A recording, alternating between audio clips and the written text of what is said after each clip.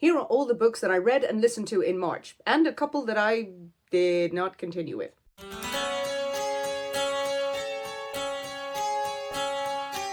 Hello, if you're new here, I'm Sinead. This is my spooky corner of YouTube, where I talk about books, films, and anything that I need to appease the ghosts under my bed. March was a month of highs and lows when it came to books. I completed 5 in total, 2 hard copies, 3 audiobooks. I'll give you my overview of what I thought of each of these books, the things I liked, the things that I didn't like, and whether or not I would recommend them overall. As ever, these are just my personal views of the books. You may love some of the books that I disliked, and you may hate some of the books that I love, but I always hope that we'll find some common ground, and that ground will have tea and cake and some crows. If you like what you see, if you like what you hear, please hit the buttons below to make sure that I can keep delivering you more spooky content. The month started out strong as I began listening to and then picked up the hard copy of Hungerstone by Kat Dunn. This is a retelling, an update, a reimagining of the classic gothic story Carmilla, and I really enjoyed it. Sapphic vampire story with female rage and a lot of good metaphors for hunger.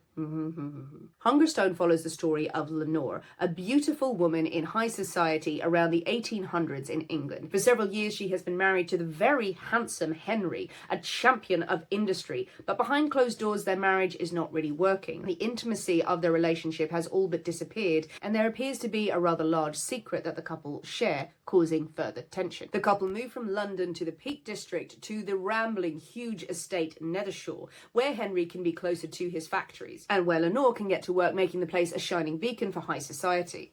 But on their way, they come across a carriage accident where the lone survivor, a beautiful woman in white, Carmilla, lies in the middle of the road. They have no choice but to bring Carmilla to their estate to recuperate, where Lenore finds herself shocked and fascinated by Carmilla's behaviour. Carmilla, who is vibrant at night and weak during the day, who ignites a hunger, a passion, and a fury inside Lenore that has been repressed for many years. At the same time that these women are finding their way in the echoing halls of Nethershore, there are women in the wider community who are suffering from a strange compulsion, strange hungers that are manifesting in very upsetting ways. Is there more to Carmilla than meets the eye?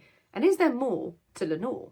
As I said, this is a retelling of Sheridan Le Fanu's brilliant gothic novella, Carmilla. It is not a straight adaptation of Carmilla.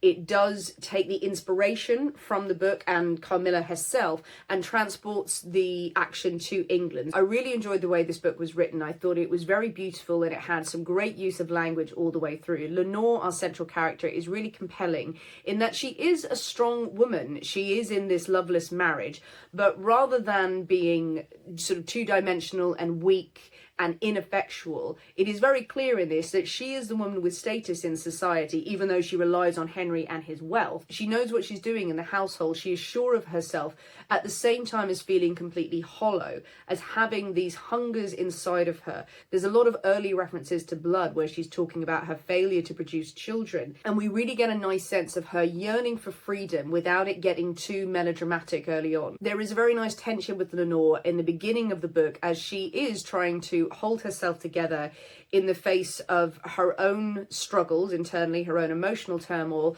her suspicions about what Henry is really doing in their marriage. Does he have her best interests at heart? Is his eye wandering? Her friends around her, are they really friends to her? And her fascination with Carmilla, who is completely her own person.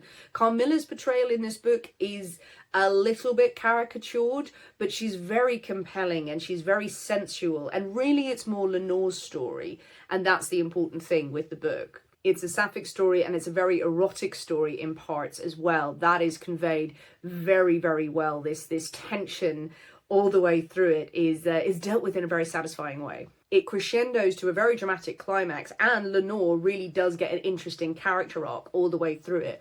Predominantly, this was a very enjoyable book to listen to, and I bought the hard copy and I loved reading it as well. A really lovely gothic tale, and one of the better books that I've read lately that is dealing with hunger as a metaphor for the things that are missing in our hearts, in our lives, in our minds. From the sublime to the meh.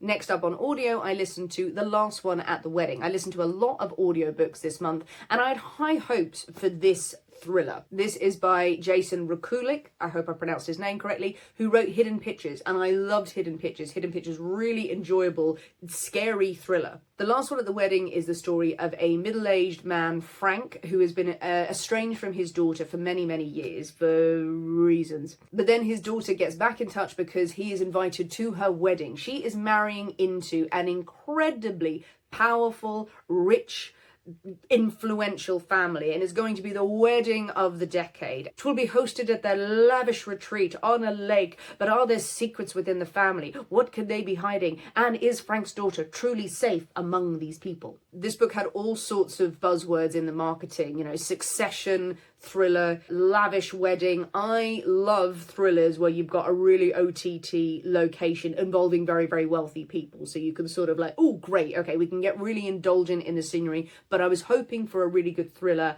and I don't think this book delivered at all. I was bored. Frank is a very sweet character, but he's very, very flat. He is all the way through a middle-aged, stuck in his ways man who just has this unrelenting faith in his daughter and faith in humanity. And it felt so cliched the further we got into this story. None of the characters really resonated. It was not a particularly exciting thriller. The twists that were coming, I personally could see a mile off. And now that's not necessarily a bad thing if it's a well-written story. It just felt really dull, and I couldn't wait to finish it. It felt like it could have gone really cliched and over the top and actually would have made it a more enjoyable book, because sometimes you want a popcorn thriller.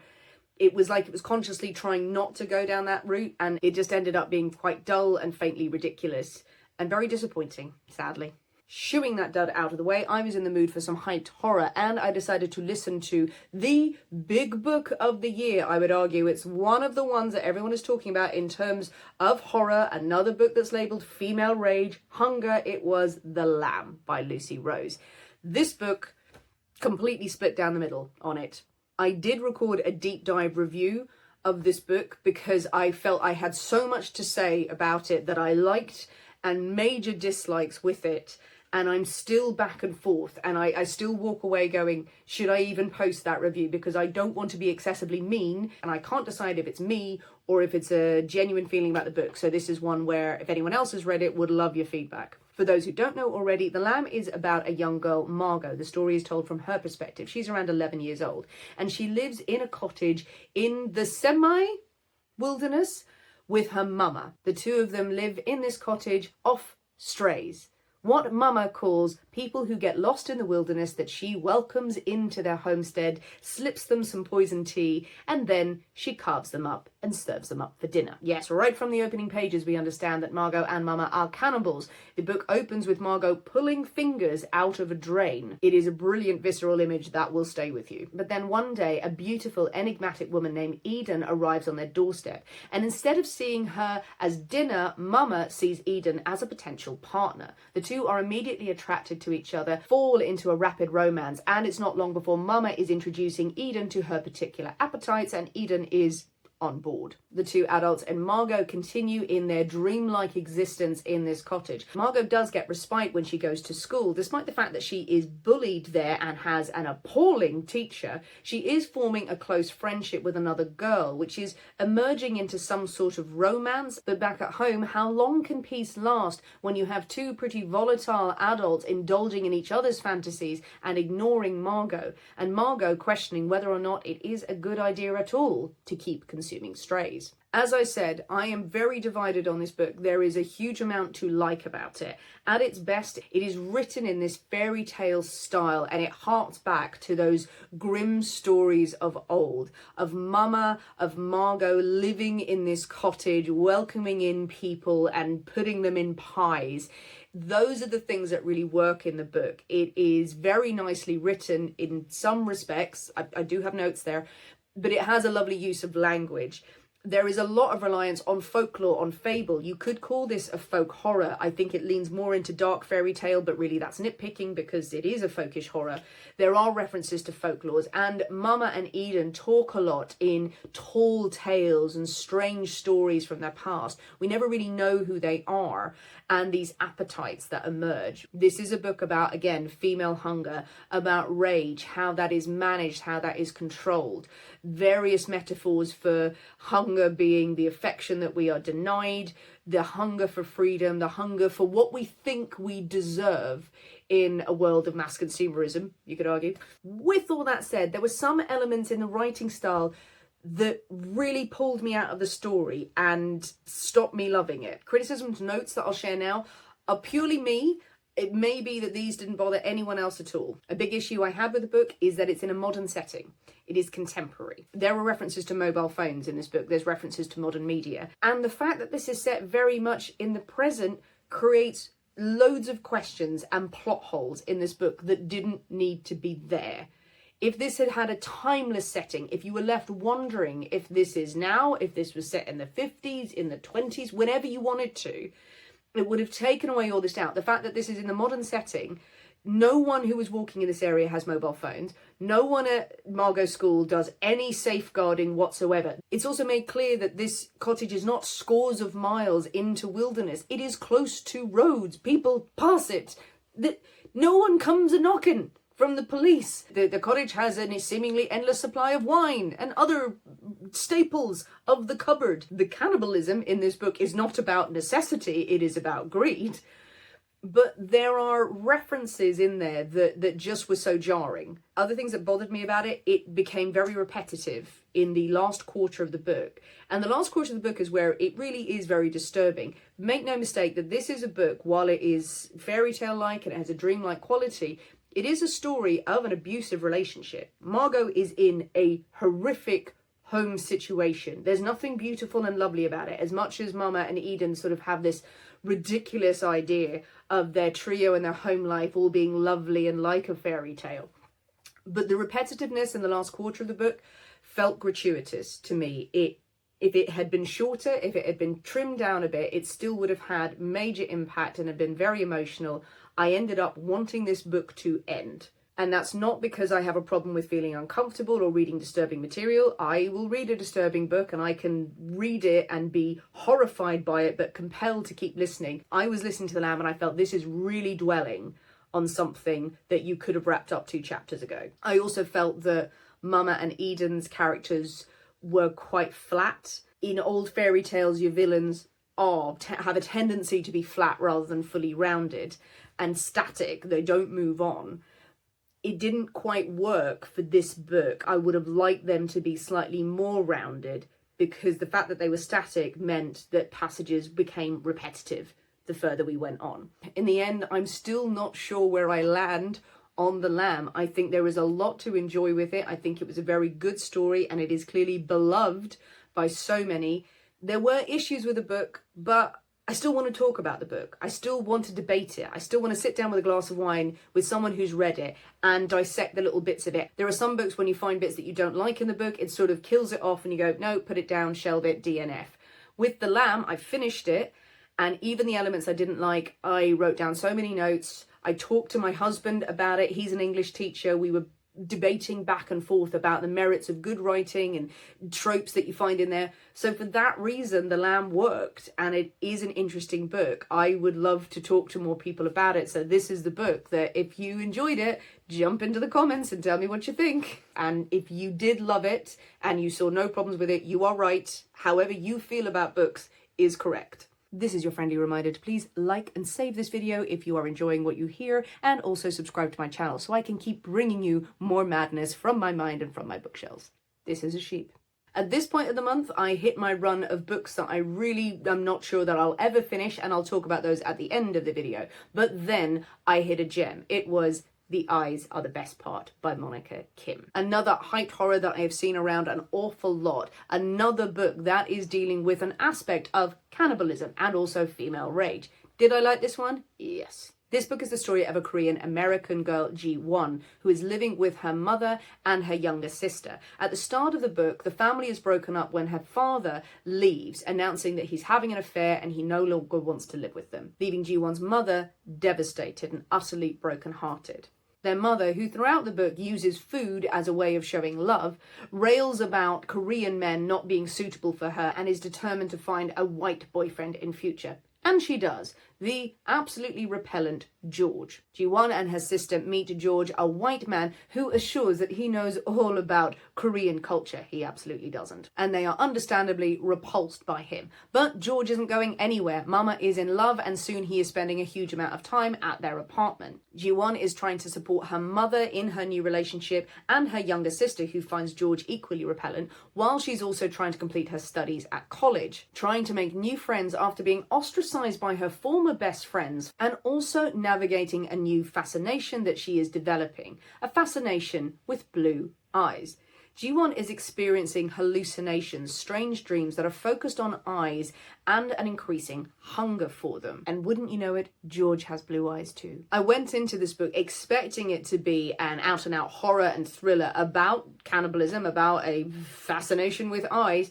It actually ended up being so much more than that. I was really compelled by Ji-won's story and her family unit. There are large passages that are dedicated to the familiar unit, about Ji-won's mother, about the emotions she's going through, about Ji-won's own struggles, about how she is going to be a good daughter and supportive in the face of being confronted by misogynists and racists in her home and at her school, with people who are pretending to be her friends and pretending to have their best interests at heart, and they are just the most repellent people. There are two male characters in this book that are so enjoyable to hate. You have George, the boyfriend, and you have Jeffrey, Ji-won's friend at college, who is just vile. They are both vile for different reasons. They are both misogynist, they are both racist, but they cover it up in different ways. With George, you have an older white man who only wants to date Asian women, who will tell Asian women, Asian people, how much he knows about their culture. A man who has spent a lot of time in China, so that makes him think he knows all about Korean culture and that he can speak the language, and he can't. Who behaves disgustingly towards the two girls, towards their mother, but the mother is blind to it and the girls are reeling from the heartbreak that she suffered when their father left, and they're trying to do their best by their mother while going, can you not see what an absolute dick this guy is? On the other hand, you also have Jeffrey, the friend of Ji-won's at college, who is obsessed with her, and he is I am a feminist and I really get women and I so understand your culture and Asian culture, wears all of the, the Ruth Bader Ginsburg t-shirt, but knows nothing about women, is a complete and utter idiot who just fetishizes Ji-won and insists that he's a good guy. I don't mind saying that I think I enjoyed this book so much because I have met those guys in real life. I've definitely met the college guy who is insisting he's a good guy, he's cultured, that he understands other people's cultures that he has no idea about. I have definitely met the older white man who absolutely fetishizes Asian culture, Asian women, purely for their own gain. And that's why it made this book so enjoyable to me, because I loved hating them so much. These hateful characters are the thing that gives you the good for her-ish energy of the book. I don't love using the words good for her when you're dealing with a book that is about someone who wants to pull people's eyes out and eat them. Ji-won's obsession with eyes, the way that manifests is very interesting. It's sort of two really strong stories alongside, and they do meld together quite nicely, and it does reach a satisfying conclusion. It is caricatured in parts, it is OTT, but it's also very heartfelt and very enjoyable. Do not read this book if you are squeamish about eyes. But it is graphic in parts, and yeah, if eyes are your thing, you will not survive. And my final completed book of this month was The Year of the Witching by Alexis Henderson. This book has been recommended to me so many times. I knew it was a story about witchcraft, about witches, and I didn't really know what to expect going into it. In the first few pages, I wasn't sure about it, but I ended up loving this book. This is a slice, as I have said in other videos, of folk horror with witchcraft, with fantasy thrown in there. Alexis Henderson is now an author by author for me. As I loved House of Hunger, I really enjoyed this book. The Year of the Witching is a rich and complex story, which I'll try to summarize. We have a girl, Emmanuel, who lives in the community of Bethel. Bethel is a mainly rural community with a township attached. This is a fantastical setting, so it's not completely clear of the time period. I felt it had sort of 16th and 19th century melded together. It was very satisfying. Bethel is a religious community where people work hard, they work the land, and they are overseen by the prophet, the descendant of the first prophet, who drove the witches out of Bethel. Witches who were burned and their spirits escaped into the dark woods that surrounds the community, the dark woods that no one should step into. But the story is in Bethel that Emmanuel's mother fell in love with a man of a different race, and she fell pregnant by him. She ended up running away to the dark woods. It was said that she communed with the witches, but she became an outcast and the family's name was blackened. Emmanuel ends up stumbling into the dark woods where she encounters the spirits of the witches, and that seems to unleash their power once more across the land, and blights and calamities befall the people. Emmanuel is struggling to find out what is the story of the witches. What can she do to right the wrongs that are happening in the community, but maybe also right the wrongs of the past? She will do that with the help of the prophet's son, a man who was not too keen on his father's regime of taking wives and doing terrible things to them, and is something of a dish himself. This book starts off with really good folk horror vibes. I will give a warning that a ram does not meet a good end at the beginning of the book, but it's kind of not too bad. I think it's best going into the Year of the Witching, seeing it as a fantasy with elements of folk horror in there, because the world building in it really grows the further you go into the book.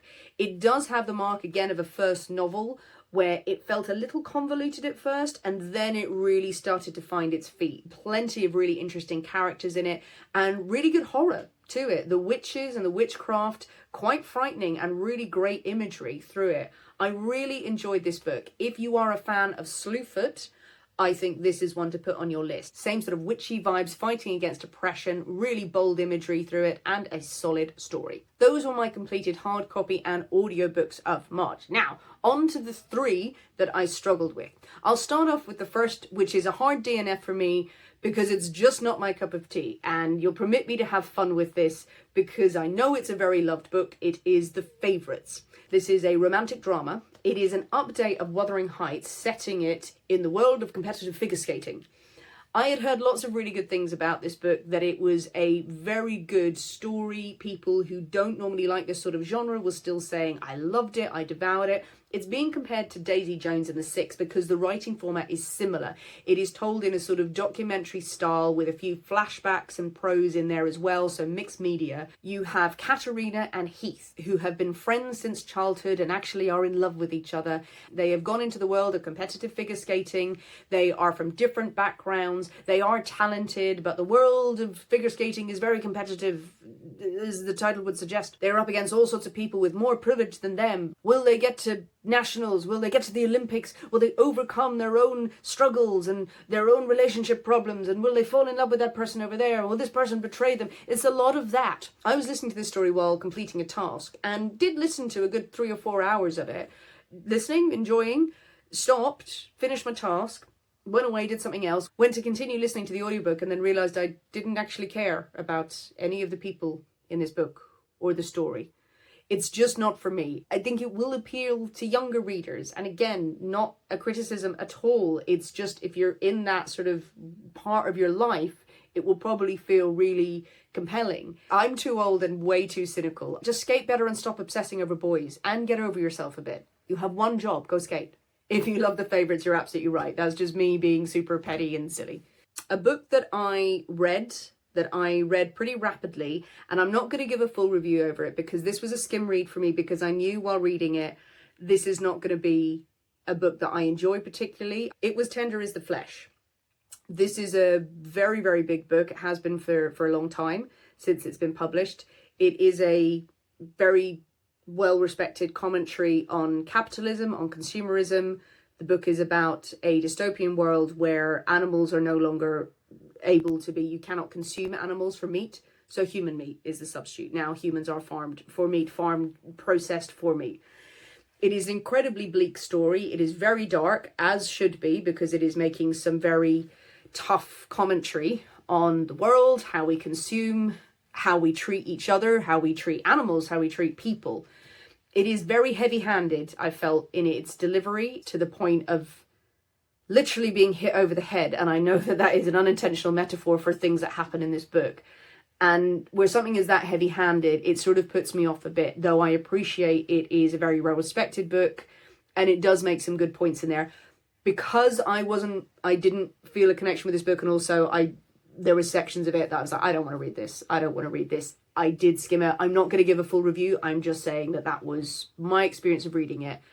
And other people may feel very differently about it. If you didn't like it, or if you really did think it is worth revisiting, let me know. Okay, the last book that so many people commenting on my folk horror videos recommended, I started listening to Withered Hill.